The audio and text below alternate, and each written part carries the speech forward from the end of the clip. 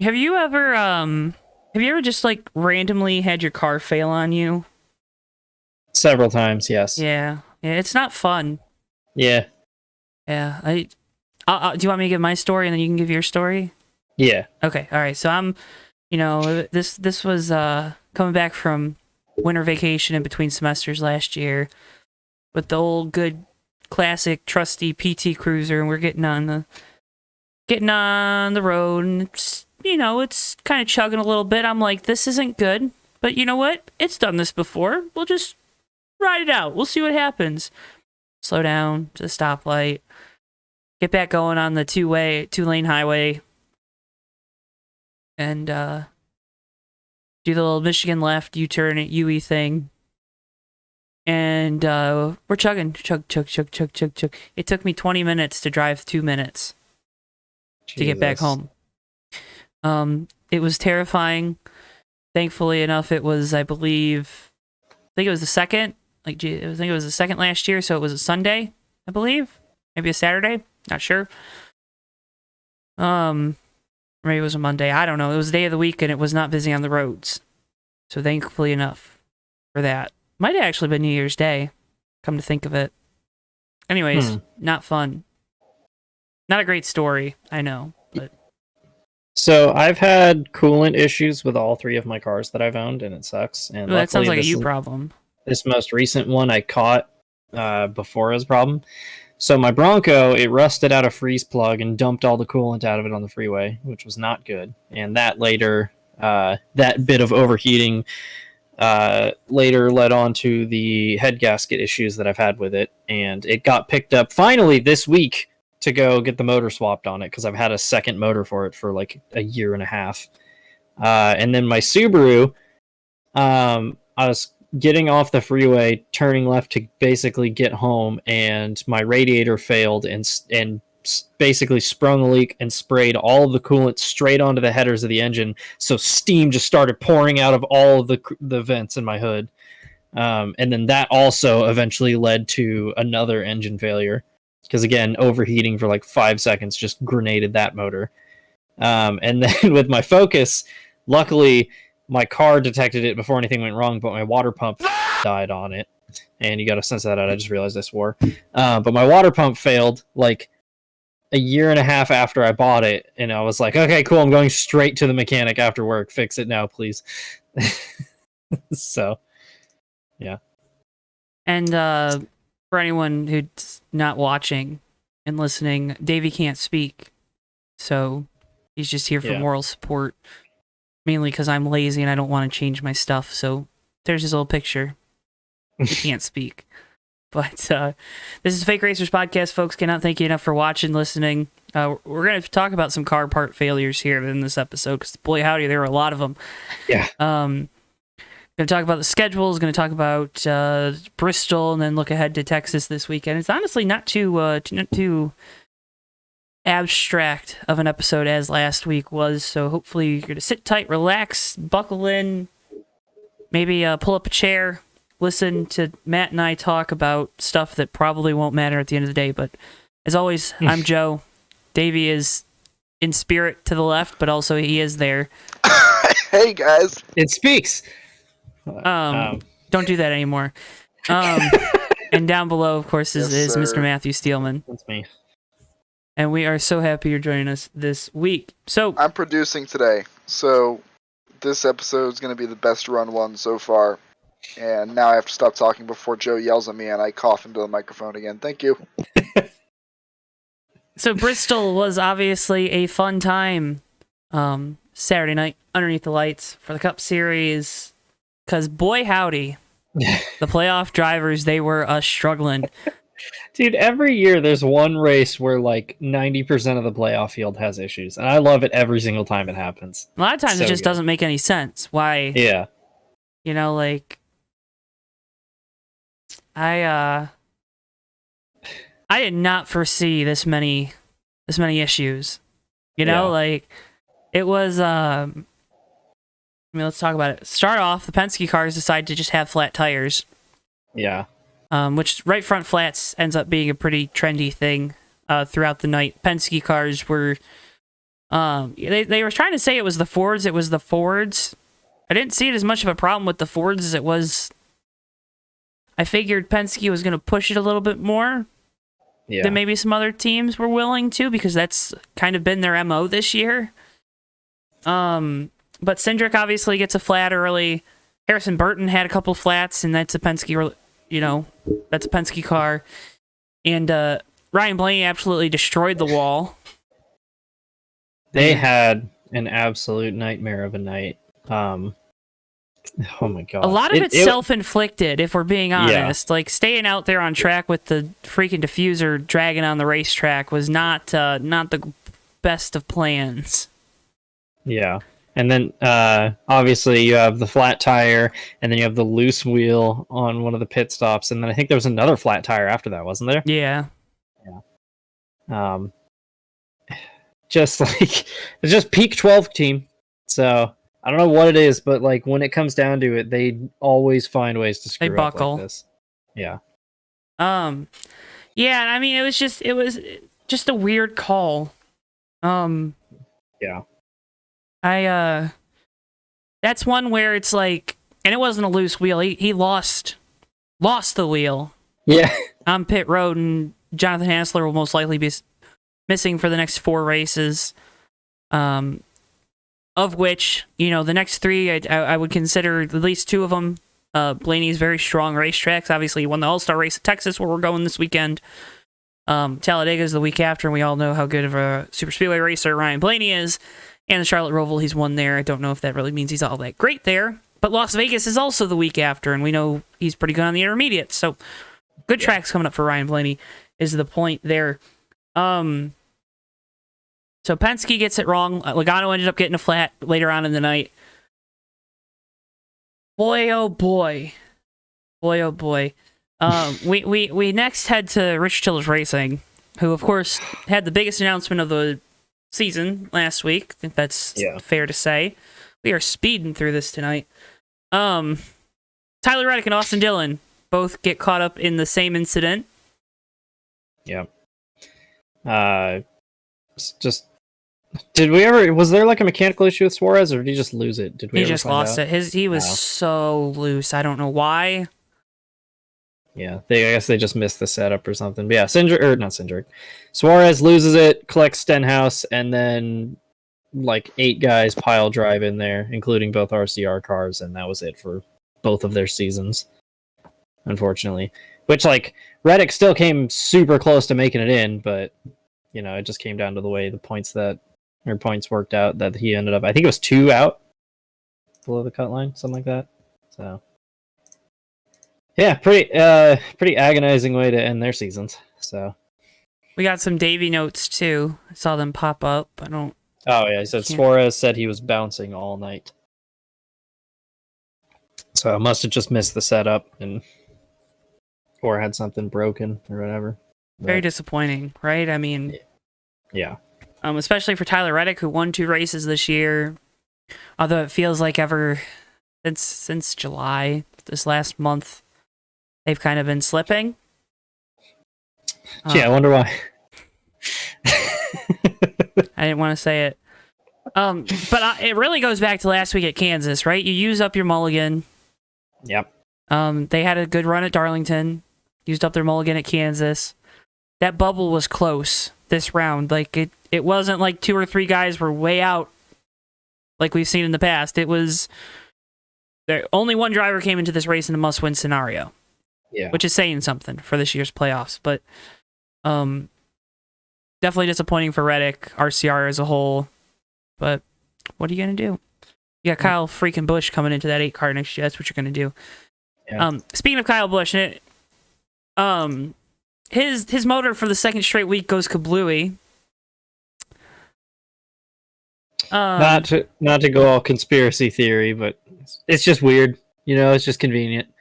It's like the same thing of when there was the whole Ganassi Palou beef, and then in practice Palou blows up for the first time all year, and it's like, all right. I don't know if it's as much of like actually something or just quinky dink. Yeah. But 2 weeks in a row is weird. Yeah. And he's the only car that's had that issue. And there was a stat too that it was the first time Kyle's had 2 engine failures in a season since 2013, and they happen in back-to-back weeks. It's like, yikes. Weird. What's our motto here on the Fake Racers podcast? Don't be weird. Yeah. Toyota, Looking at you, Joe Gibbs. Toyota, yeah. It's free. Can't argue with that. Yeah, and then he blew up first round and then spun at Kansas, wasn't that what it was, or something like that? Yeah, he blew up at Darlington. Yeah, spun at Kansas. I don't know why I said 2 races in a row. That was wrong. 2 of the last 3, close enough. Yeah. I forgot Kansas existed, honestly, and I'd fly over state, but I think his finishes were like 34th, 36th, and 26th in the first round of the playoffs. Like, that is just absurd. Yeah. I mean, and he still only missed it by 2 points. Yeah, that's the crazy thing.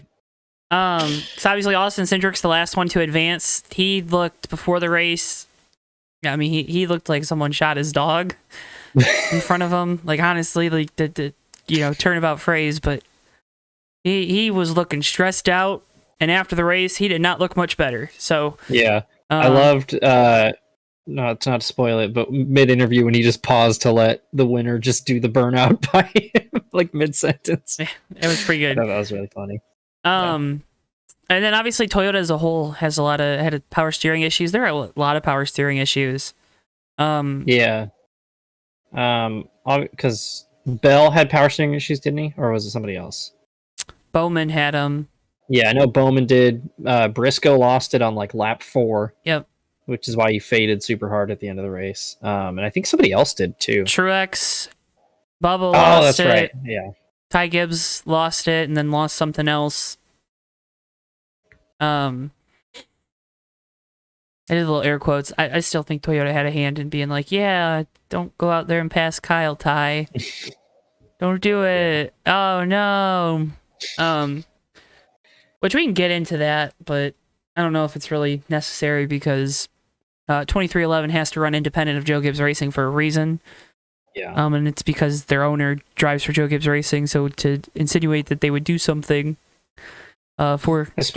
Especially when Bubba came back out on track to start running laps, and it was like, he's going to pass Kyle at this rate, which almost seemed... Yeah, which was counterintuitive. I mean, he ended up only taking a point away, and it didn't end up meaning anything, so... Yeah. I'm pretty sure NASCAR announced that they like investigated both cars when they came off track, and they were like, "All right, yeah, you have a legit reason." Yeah, their to tech park inspector said, yeah. And to be fair to the 45, at least they can still finish as high as they can still finish as high as first in the owner's points, and that's what pays you all the money. So, accumulating those points is what's really important right now for that team. So, it's kind of what they're working with because you get reset back to your 2000 or I forget how it works, but you get reset back to where 16th is the lowest and numbers basically. Numbers. And I believe that 45 charter, I think that's the old Starcom charter. So that thing, I mean, getting it a good finish is gonna help them keep it. So yeah. I believe that's the old Starcom charter. Don't quote me on that. Yeah, it is. Yeah, because I was looking this up the other day. Dewey Schramm, fan of the show, made a chart that like keeps track of all the charters. So maybe I'll ask him afterwards. Yeah, because Colleague got there too from Spire, and Trackhouse just bought Ganassi's. Yeah. And GMS got both theirs from Petty. So, yeah, fun things there. Some other great notes. Is RFK decent? They had a really good night. Chris Buescher's pretty good, I would say. Yeah. He's outrun Brad all year, pretty much. I mean, Brad's talked pretty glowingly about him. Oh, yeah. Which is awesome to see. I would also like to point out that when we did our end of the season tier rankings, Joe got mad at me for saying that Buescher deserved to be higher. Did I? So, yeah. Last year's? Yeah, the end of last year. Yeah, but this is a new year, so that doesn't count. Yeah. Blank slate. Yeah. Buescher's had a lot of really good runs this year. Sonoma and Richmond were both near misses that they could have won. And then if you get enough shots, you're eventually going to get one. So, been a long time waiting for those guys. That was cool to see. And Brad could have won the Daytona 500 if he didn't make half the field angry at him. So yeah, I was going to say Brad was in a really good position to win too, and then they had he hammered the wall and had a right front go down afterwards. No, the right front went down and he hammered the wall. Okay. Let's be. So I thought it was the other way around. No, okay. So I think what they ended up doing is they pushed those air pressures again, and we can talk about it. Being aggressive, trying to win at the end. Yeah. Yeah, because they had a lot of speed out of nowhere, and Blaney was really quick early, and obviously had the tire failure. So the idea is you can push that, you can push it, you can push it, you can push it. But when you push it like that, you're gonna put a lot of wear on the tire early on in the run, and as the pressures build, it's gonna cause it to fail, the tire to fail. Yeah. So a lot of people saying that I look at tire failures. Tire failures, obviously, I think things changed after Brickyard 2008. I always put that as like the genesis for, hey, let's blame any tire failure on Goodyear. When the tires barely wore out and teams were able to, make them work, tells me that the teams that lost tires, it was their own dang fault. Yeah. So, I don't know. Yeah, it was. I guess it comes down to like, is there a trend to it? Because if it's if it's specifically cars from one team or whatever that are sharing setup notes, it's probably not a tire thing. Like it was all of Penske and the RFK cars. It seemed like were mostly having tire issues. So it was the Penske cars, the 6, the 15, oddly enough, and then the 11 and the 20 both had them go down too. Yeah, so there's all correlation there.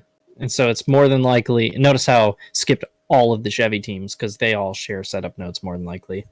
So probably a lot of guys bouncing camber and pressure settings off each other. And yeah, I would. It's not always Goodyear's fault. Goodyear is at fault for some things.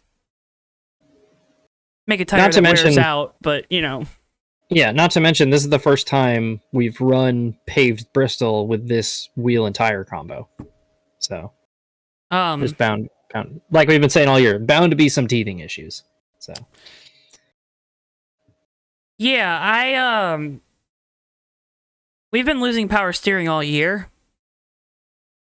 Yeah, that's a little concerning. That's frustrating, and old Larry McReynolds put it really well. I was listening today. But talking about, there's a lot of smart people that can get this fixed. Maybe asking some of them and help you fix it might be a better solution than telling your single source supplier to fix it. Because what incentive does that supplier really have to fix the issue? You've built a market where teams can only buy from them. I'm sure they're paying NASCAR X amount of dollars.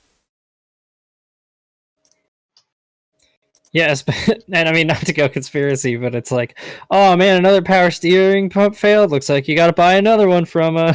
So it's like, but yeah, it's like you're saying, there's no competition to make the product better, and so like, they're probably not working in the R&D department as hard as they could if we had some outside sources. So, and that's also, I think, why you see more issues, and Davey brought it up in our little spreadsheet. Thank you, Davey. Bristol's a very high stress racetrack. You have a lot of load unload very quickly, so that's putting a lot of wear and tear on these parts, more so than you'd have at a lot of other tracks, and that's probably why you saw more failures. But you have to be careful, and I think this was the point being made today that I was talking about. You have to be careful about how much you really blame on the racetrack and the event, and in turn, how much you blame on the other stuff, right? David, did you have something you wanted to say? No. Oh, okay. But it's all very that interesting. Said, I know it's obviously in the team's best interests, and it's obviously going to get better with time. But God, do I love races with tons of attrition in it. Like, not necessarily tons of crashes, but I love, like, oh man, is this car, like, you don't know how hard you can push your car because you might break something. It just makes things interesting. That's the frustrating part, though, too, right? Because the teams have no input on these parts and how they're made. Yeah. So, like, I don't want every race to be a ridiculous attrition race, but, like, it's fun every once in a while. So, it felt like a real old school Bristol race, which was fun. Artificially. One last thing. NASCAR, inconsistent on the calling the cautions. Brad Keselowski blows a tire, hits the wall. Hey, no caution. Christopher Bell is the leader, blows a tire, hits the wall. Caution right away.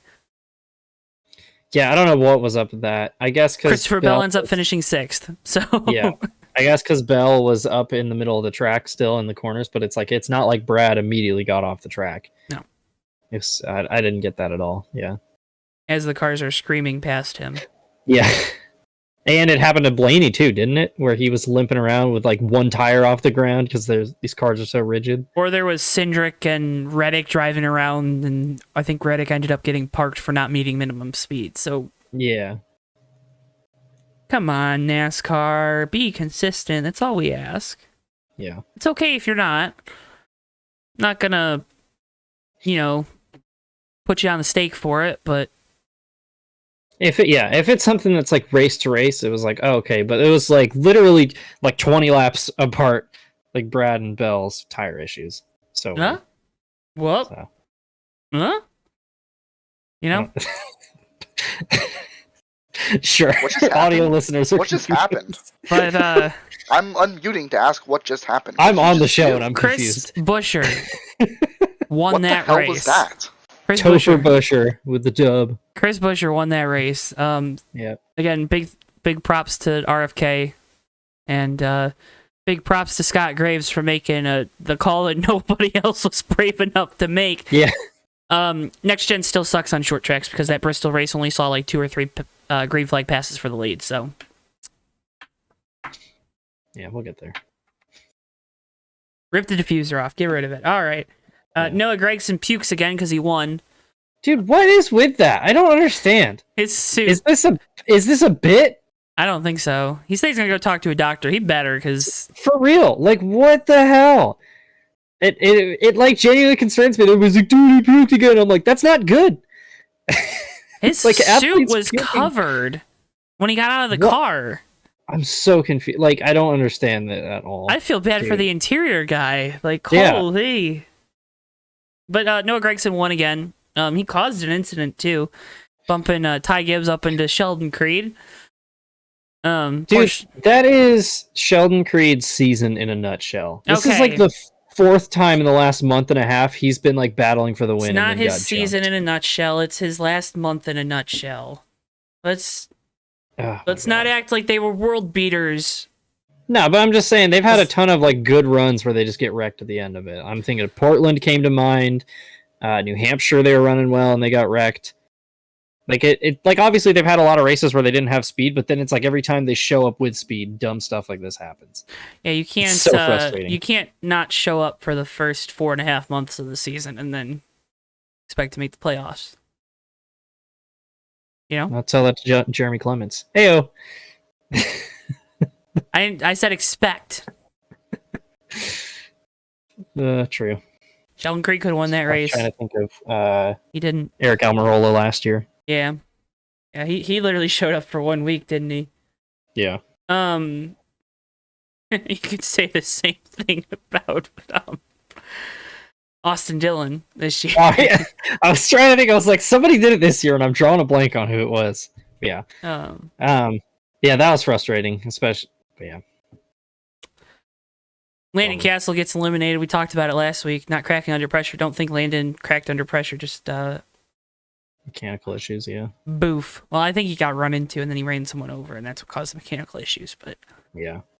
I don't remember honestly, but that sums up his season in a nutshell. Yeah. So Ryan Sieg gets the last playoff spot over Landon Castle. That's crazy. Yeah. Yeah. I think so. I think that's right. Yeah, I'm pretty sure you're right. We got a playoff with Ryan Sieg and Jeremy Clements, and one of the colleague cars is not in it. That's crazy. Crazy. I don't know what has been up with the and one of the RCR cars cars isn't in it either. Yeah. Year of the underdog. So. Real quick while we're on Xfinity, shout out to the people who are like, oh yeah, this conversation about having the Xfinity car as the Cup car next year is really interesting. Where are people seeing this? Have you? Well, I know because Junior was tweeting about, because Denny Hamlin tweeted something like, we need Next Gen 2.0, and then Junior just responded with a picture of the Xfinity cars. And it's like, yeah, we had this conversation before Next Gen, but it's like, NASCAR sunk so much money into Next Gen, they're not going to do that. Doesn't make sense. So. Spit facts, Joe. I can see you're still wanting to say something here. The Next Gen car is so freaking frustrating, man. Because it puts on such good racing. But holy crap, I don't like thinking that my driver's going to get a concussion anytime I see him wreck. Yeah. Because the car is stiff as a board. Ty Majeski on Thursday night got his first NASCAR National Series win. Hey. Big congrats to Ty. He's moving on to the Championship 4 in the Truck Series in November. So that's pretty cool. So, why is the truck playoff so spread out? Oh my god. Trucks were raced next in 2 weeks at Talladega, and then 3 weeks later at Homestead, and then 2 weeks after that, their championship race in Phoenix. So absurd. So, I don't get it. Yeah, good for Ty. He's been pretty good this year. Every time I see Ty Majeski, I'm always surprised that's what he looks like. Because in my head, I picture somebody looking like William Byron, and then I see a short dude with a beard, and I'm like, whoa. Like you were saying, I don't really have much to say about the truck race. So, other than somebody who's been very high in points is now in trouble. So, who would that be? So yeah. Who would that be? Who's in trouble? Sorry, I didn't hear what you said. I mean, Nemechek, obviously. Rhodes. Eckes. Those guys have all been top 5 in points all season, so. Joe, what in the hell are you doing? What happens with Nemechek? I'm so confused.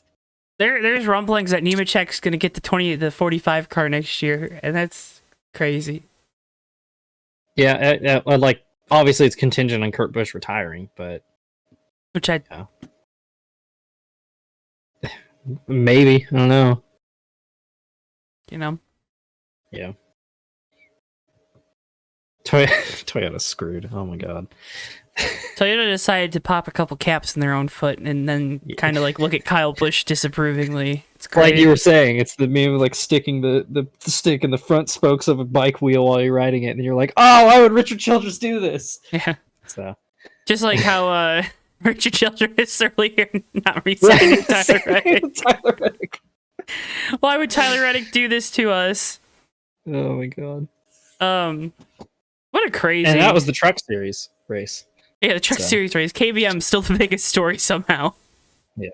Especially because Parker Kligerman, baby. Parker Kligerman, I think, finished 3rd. Congrats to 75 team. Congrats to Parker for having a Chevy bow tie on his suit while he was driving a Toyota. That was pretty funny. Wonder where they bought that Toyota body from. Wonder what team they could have got that inventory from. Parker Kligerman full-time at KBM next year? ?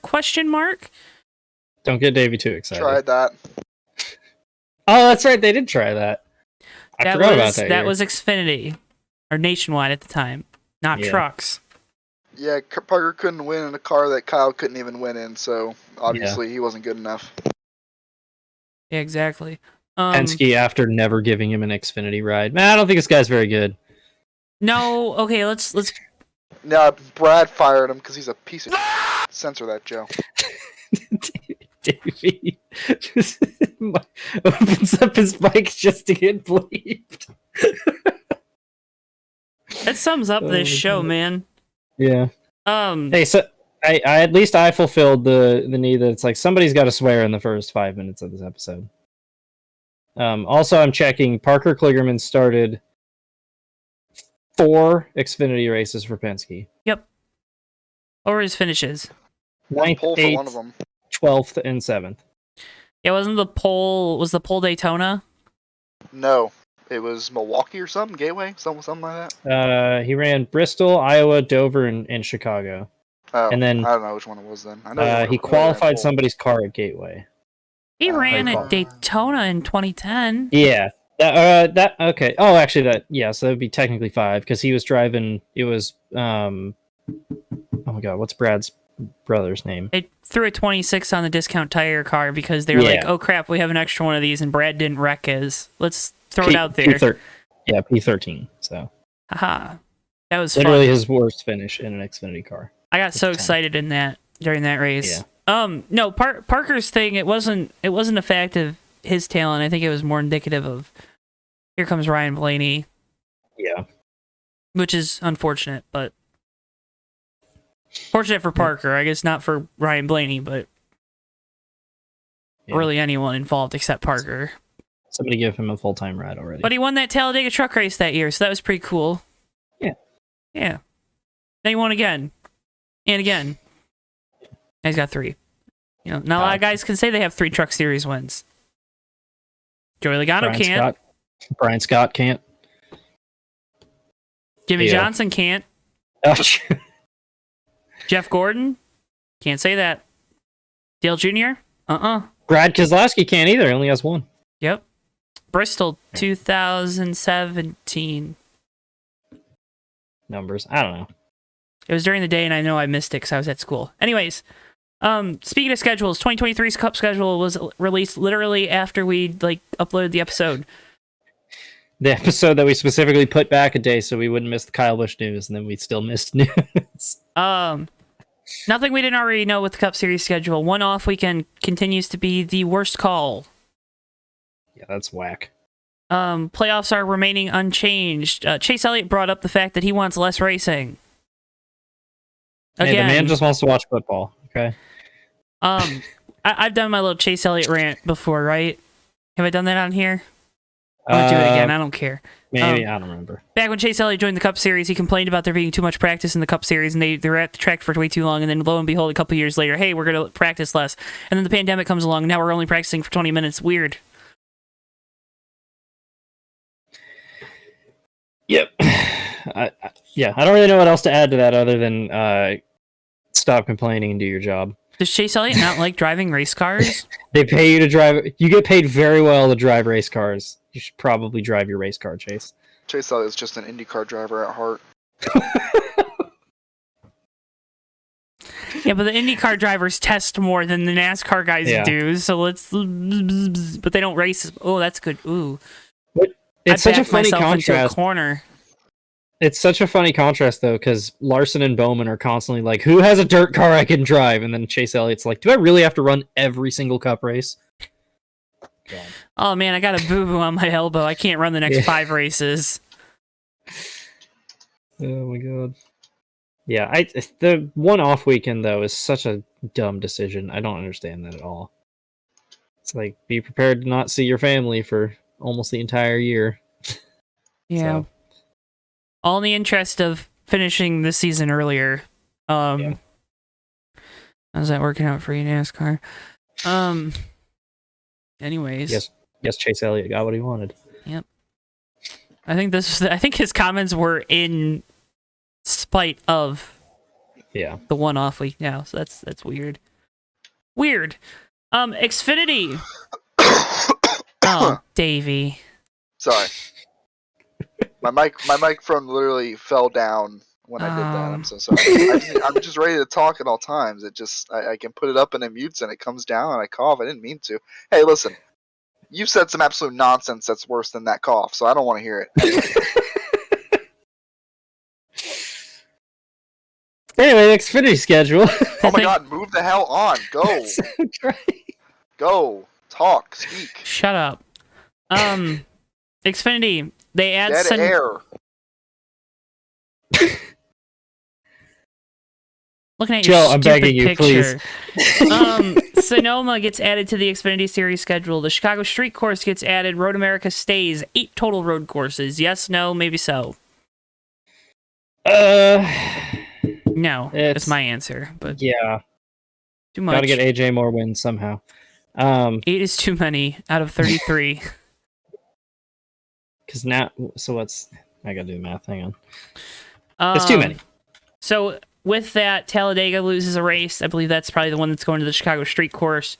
Literally a quarter of the schedule is road courses. Yeah, Texas also loses a race to Sonoma. So maybe a reason for me to go to Sonoma this year. Yeah, you get Xfinity and Cup now instead of Xfinity or Cup and trucks. Yeah. Or before then, Cup and K&N West. Mm-hmm. So, yeah, if it's not 115 degrees, I'm down. Yeah, the unfortunate part, though, about the Chicago Street Course is because Xfinity's running, they're canceling the IMSA race, which is I don't think they ever really planned on having the IMSA race. Yeah, but still, now it's officially done. Like, there's no chance of it. Did you really want to see an IMSA race on that circuit, though? Yeah. Why not?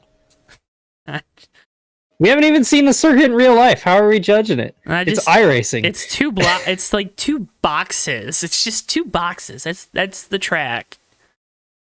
Indy's just 1 box, and you think that's pretty good. Yeah, but that's different. Sometimes less is more. Damn it. That might be the funniest thing you've ever said in this show. Oh, thank you. I don't know if that's sad or a good thing. Yeah. I'm choosing to take it as a compliment, and I will not elaborate on it. So, Truck Series, schedule changes. Lordy, lordy, hallelujah. Milwaukee. I have been wanting NASCAR back at Milwaukee for like a decade. Oh my god. It's finally back. Milwaukee's back. North Wilkesboro All-Star Weekend race. Awesome. Going to be a lot of racing at North Wilkesboro, it sounds like, that week. So be prepared to pay thousands upon thousands of dollars to go. Unfortunately, the Truck Series are probably going to make it a joke, but it's North Wilkesboro, so it's cool. Somebody better talk to them youngins. Yeah. Knoxville gets taken off the Truck Series schedule. So now only 1 dirt race at Bristol. I have very mixed feelings about it. Because I feel like the race this year was a lot better, but Fox just refused to show it to us. But, the first time they went there was an absolute disaster. They only ended up going there twice, right? Mm-hmm. Oof. Yeah. Which is a bummer, because Knoxville's a huge venue. Like, that's one of the biggest dirt tracks in the country, so... So they went last year for the first time, and this year was the second time. That sucks for that Spire Entertainment Group. Oh, man. Sonoma also gets the kibosh in favor of that North Wilkesboro date. So, and then the Knoxville date is the one going to Milwaukee, it would appear. So I think we're all probably okay with that. I would think. Yeah. I'm okay with it. I would have liked to see another Knoxville race that actually... we actually got to see. Yeah, was covered. It wasn't like watching a race through a keyhole, but we can do. Yeah, that was the middle of the summer when everyone was just mad at Fox because NBC just picked up their coverage, though. So let's. Yeah, but the coverage was actually atrocious. It wasn't great. I'm not arguing that it was. I'm just saying your memory of it probably is worse than what it actually was, which is saying a lot because it was pretty bad. But. I don't know. The Truck Series coverage has been pretty awful this year. Listen, Michael Waltrip's doing the best he can, man. If they sent him to the track, he'd probably do a lot better. All right, we're cruising this week. We're cruising.